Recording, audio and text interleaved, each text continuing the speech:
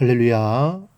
사랑하는 대강의 가족 여러분, 오늘 하루도 하나님의 말씀과 동행하는 삶이 되길 소망합니다. 오늘 함께 나눌 하나님의 말씀은 고린도전서 14장 15절에서 19절 말씀입니다. 그러면 어떻게 할까? 내가 영으로 기도하고 또 마음으로 기도하며 내가 영으로 찬송하고 또 마음으로 찬송하리라. 그렇지 아니하면 내가 영으로 축복할 때에 알지 못하는 처지에 있는 자가 내가 무슨 말을 하는지 알지 못하고 내 감사에 어찌 아멘하리요. 너는 감사를 잘하였으나 그러나 다른 사람은 덕세움을 받지 못하리라. 내가 너희 모든 사람보다 방언을 더 말함으로 하나님께 감사하노라. 그러나 교회에게서 내가 남을 가르치기 위하여 깨달은 마음으로 5마디 말을 하는 것이 1만 마디 방언으로 말하는 것보다 나으니라. 아멘. 오늘 본문 말씀은 사도 바울이 예배의 기본적인 원리를 말씀한 내용입니다. 이렇게 이해하는 것은 본문 15절의 기도, 찬미, 16절의 축복, 감사, 아멘이라는 같은 말이 바로 하나님을 경배하기 위한 예배의 요소들이기 때문입니다. 우리는 본문을 통하여 2가지 예배의 원리를 배울 수 있습니다. 먼저는 대표 기도나 찬양은 알아듣게 해야 합니다. 만약 누군가가 예배 때 대표 기도를 하는데 방언으로 기도한다면 여러분은 어떻겠습니까? 또 찬송할 때 방언할 때의 언어로 찬송을 한다면 어떻게 하겠습니까?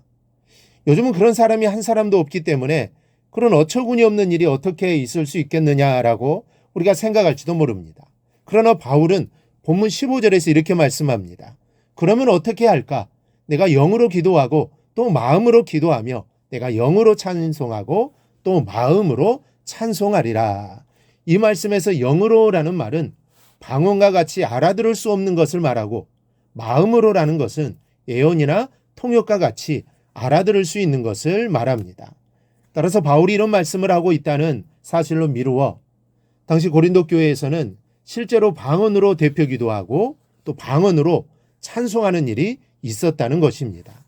그만큼 당시 고린도 교회에 있어서 이 방언의 문제는 심각한 문제였기 때문에 바울은 그렇게 하지 말고 기도를 하고 찬송을 하더라도 모두가 알아들을 수 있는 말로 기도하고 찬송하라고 가르쳐 말씀하고 있는 것입니다. 그렇다면 오늘날은 어떻게 해야 합니까?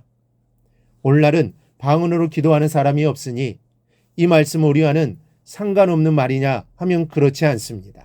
폭넓게 생각할 필요가 있습니다.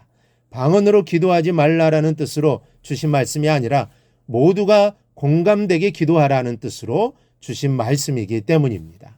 여러분, 대표 기도란 모든 사람들이 공감할 수 있는 문제를 가지고 기도해야 하는 것입니다.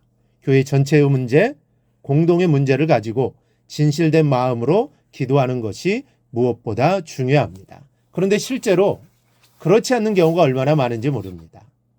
누군가가 대표로 기도할 때 그 기도가 얼마나 마음에 와닿습니까? 마음에 와닿을 때보다는 그렇지 않을 때가 더 많습니다.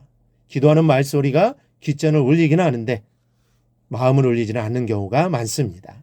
기도하는 사람이 진실하게 기도하지 않기 때문입니다.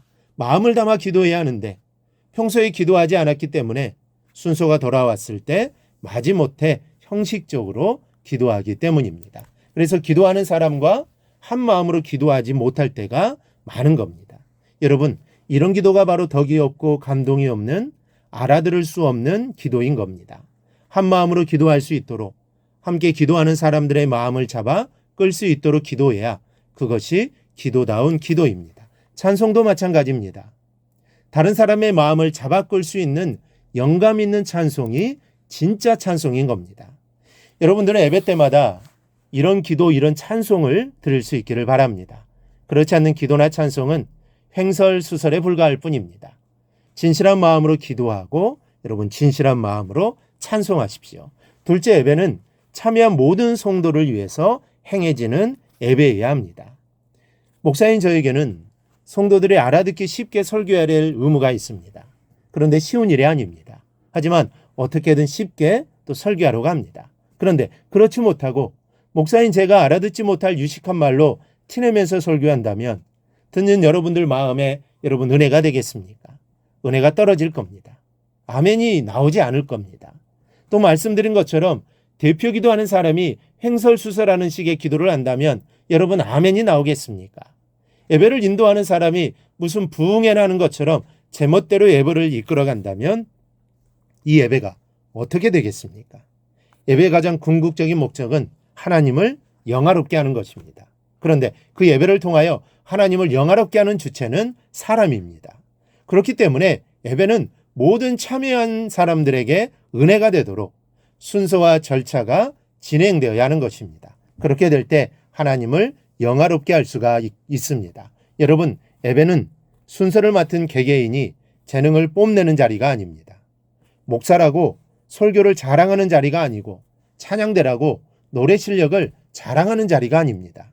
대표 기도한다고 자기의 거룩함을 기도로 멋들어지게 드러내는 자리가 아닙니다. 자기가 드러나면 예배의 감동이 사라지게 되고 그런 예배를 통하여서는 하나님이 영광을 받지 못하십니다. 예배는 진실로 그리고 겸손하게 드려져야 합니다.